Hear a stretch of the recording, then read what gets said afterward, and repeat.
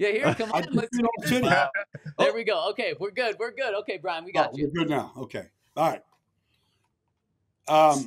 You're asking me about what adventure I have up my sleeve? Yeah. Well, I'm doing the Jets-Eagles game on Sunday at MetLife Stadium. But I feel like Saturday morning, I could very easily be looking for these lemon sharks that are out near this reef off the coast of Fort Lauderdale. So that's what I hope I'm doing. I'm just observing some lemon sharks on this one reef. See, that is incredible, especially for us living in Colorado. To hear that is like the biggest adventure ever. And yeah, I heard last week you went like a couple miles off the coast and we're doing just some deep sea diving. Well, I was paddleboarding. I was paddleboarding last week. It was so calm, but I brought my I'm a free diver, so I just brought my free diving gear and just jumped in, just checking out some turtles and lionfish and just kind of exploring down there, a mile out. What's like the best thing that you found, like in your whole life of snorkeling and free whatever, coolest animal sharks? I mean, the coolest thing, honestly, are these Pacific mantas that feed at night on plankton. And so if you shine the light, in the water at night, it attracts the plankton, and then it brings all these Pacific manta, and they got a wingspan of 20 feet, and so they're just like doing these acrobatics, just opening their mouth and just gorging themselves.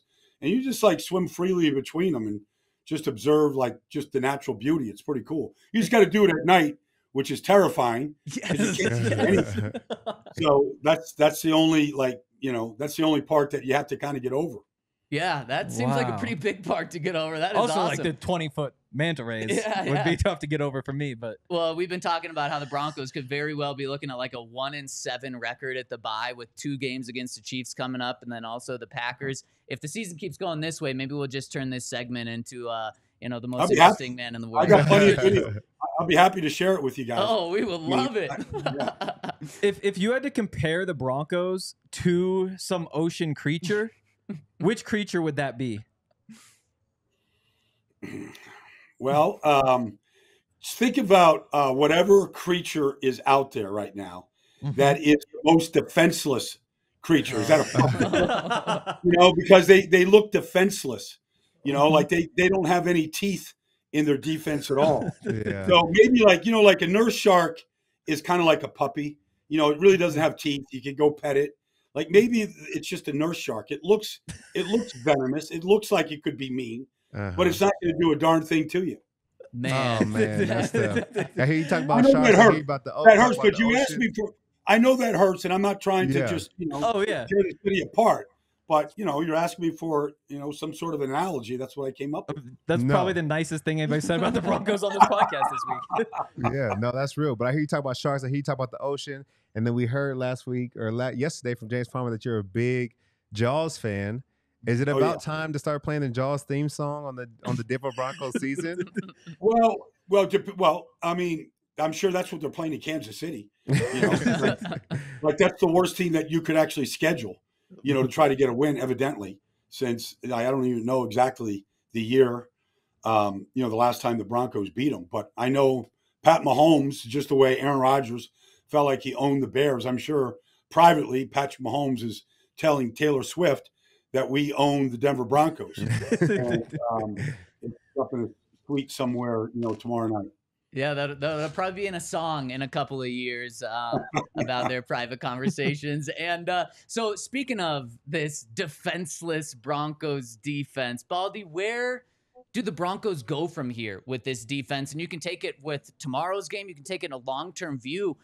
Just when the defense is this bad, I mean, they're the worst in the NFL against the run, 4th worst against the pass, most yards per play given up, most yards per game, most points per game. Where do you go from here to make things better? You always go to the basics. So if you look at forget about Devon Achane and what he did the week before. But if you just look at Breece Hall's touchdown, the only touchdown the Jets scored all day. All right. But it was, there's so many things wrong with the play. The linebacker play, inside linebacker play was terrible. The outside defensive end jumped outside when he saw motion. Well, Justin Simmons was already out there. There was no reason to widen the hole even further. It wasn't a hole. It was a gorge. And so I don't know where, Kareem Jackson was on the play, but you're the free safety. Like, you're the last line of defense. You can't let Breece Hall just hit the gas pedal. So just you start with the basics of just alignment, honestly. Like, just get yourself, like, you give yourself a chance to defend that play. The play is, like, it's not a difficult play to defend. Everybody that runs power football runs power O. You just don't see a hole like that. Literally, the fullback ran through the hole with nobody to block. There was nobody. I've never seen that play go that far without the fullback blocking somebody. Like, he literally had nobody to block.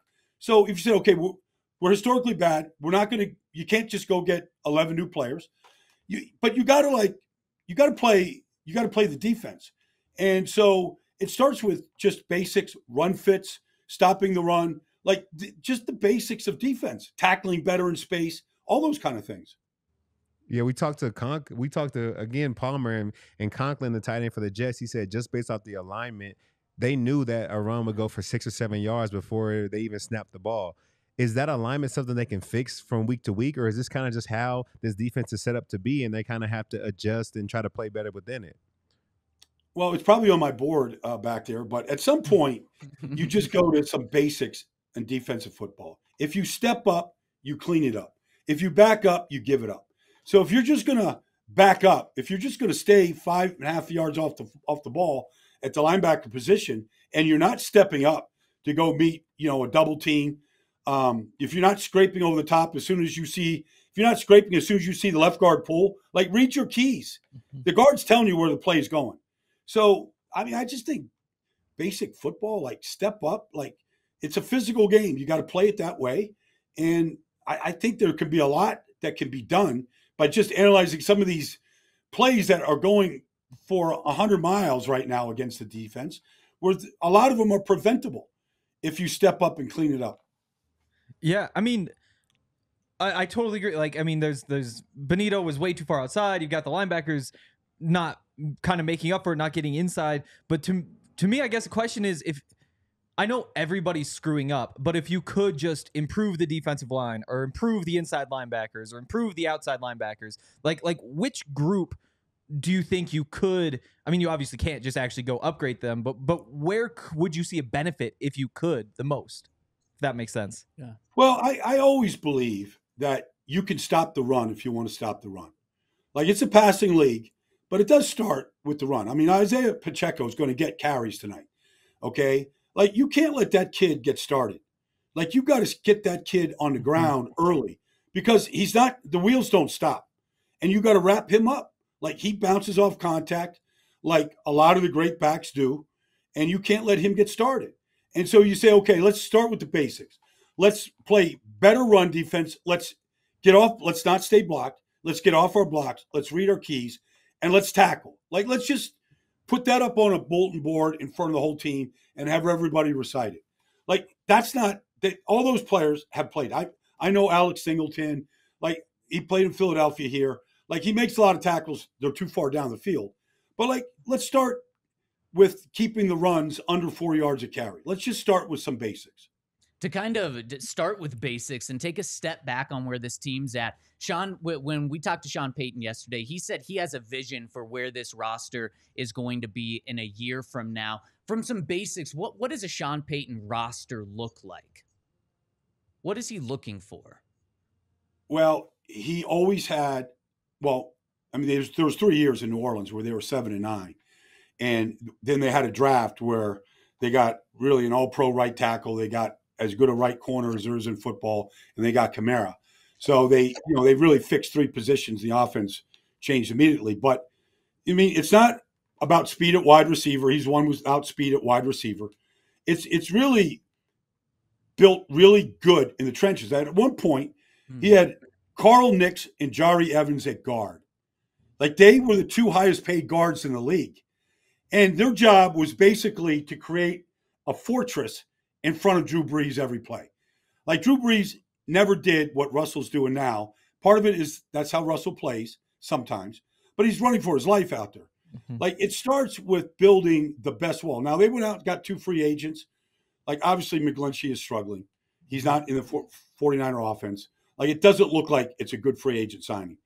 But it does start with building a really good offensive line where your quarterback can actually go through progressions and have time to go through progressions. When that, Ramczyk was playing next to Jari Evans, I mean, that was a great right side. You could run screens behind it. You could take deep shots behind it, But, he won with receivers, Michael Thomas, guys out of Hofstra. Like, Drew Brees threw touchdown passes to 70 different receivers. Most of them never broke an egg once they left in New Orleans. It was, it was Sean's offense, but it was because they were protected up front. And he never got very far away from the run game, ever. Like, Sean was never just pass happy. Drew Brees, if he saw a light box, they checked to a run. They ran the ball. That was on the quarterback. But that was all premeditated from the breakdowns of preparation during the week. With McGlinchey, what difference do you see with him this year versus with the 49ers? Is it just that he doesn't have, the studs all around him? He's not having George Kittle help him with blocks. There's no chips from Kyle Juszczyk, or has he regressed in some way?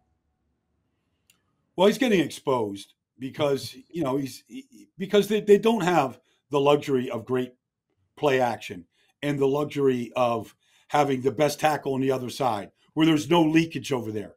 McGlinchey could give up pressure, on the right side in San Francisco, and the quarterback had one guy to beat. If Micah Parsons was over there, in a playoff game or against Dallas, and McGlinchey had he struggled with him, let's say. Like, it wasn't like it was leaking from all over the place. That was one guy to go beat. Now it's leaking everywhere. And so, it compounds whatever weaknesses. You could see, like, Mike was frustrated the other day, with some of the things he did. Like, look, this Bryce Huff he's a Bugatti out there. Like, his takeoff is elite. And if you're not off, like, it's like for a right tackle or left tackle, if you're right tackle, it's like Usain Bolt running the 100-meter dash. Like, even Usain Bolt isn't winning the race unless he gets off to a fast start.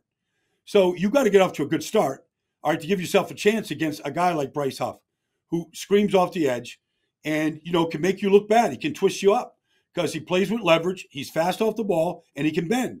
So he gives a lot of people trouble. And, in Jermaine Johnson, I just watched it today up at the Jets facility. Like, his ankles bend like Gumby. Like, there's not many guys that have that ability to do that. And it gave Mike, who is a little stiff, it gives him, struggles out there. A final one for you. How do the Broncos pull off this massive upset tomorrow night against the Chiefs? 10.5-point dogs. How do they break this 15-game losing streak? Well, I'll be honest. Like, the Jets had them 20-20 late in the fourth quarter. They had plenty of chances to win the game. They didn't win it. Minnesota, like, honestly, if I don't know what Andy Reid was thinking, but they went for it 4th and 1 at midfield and threw a 50-yard bomb that they got a defensive pass interference penalty on. They got him an easy touchdown. Like, they didn't put Minnesota away. They didn't put the Jets away. Like, they're not this runaway freight train right now. And defensively, they are elite, though. Their two corners, L'Jarius Sneed and Trent McDuffie, they're as good a tandem as there is in football. Like, those guys, they'll get beat. They'll have a penalty. But, like, literally, they challenge every single route. They tackle everything that moves. Like, they're really good. And Chris Jones, like, he just ruined Minnesota's offense last week. Single-handedly, he ruined it. Like, he is a great, great player.